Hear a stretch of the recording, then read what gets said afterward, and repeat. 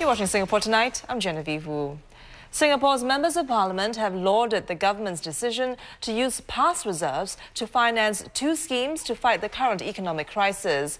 But besides cautioning against setting a precedent, they're also inquiring about the process by which the president gave his approval for the landmark decision. As Ramesh sums up day one of the debate in parliament. An extraordinary measure for extraordinary times.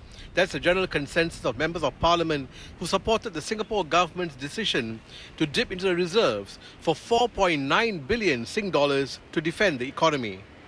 Had we depleted our reserves in our early years today, we would be losing hope, and hope is something that Singaporeans cannot afford to lose in this environment.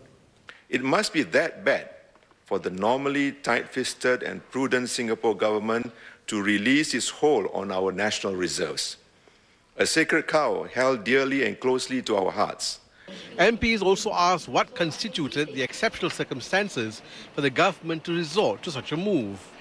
Where is the threshold point when we start dipping into our reserves?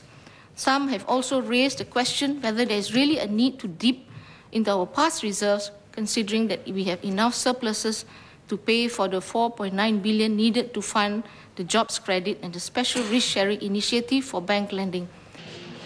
Others wanted more information on the process adopted before the president gave his approval.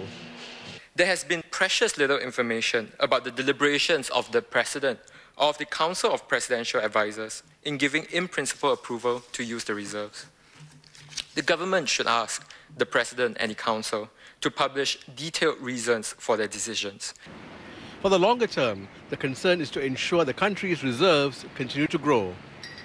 Our reserves and investment must have also taken a hit and decreased like all asset class in the global market. How much of our reserve is left after spending on these two programs?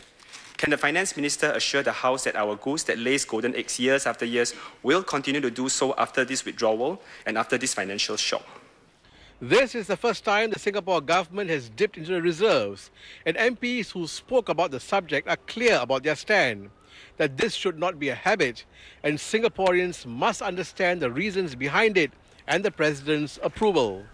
Singaporeans will surely hear more about the subject as Parliament continues to debate over the next few days.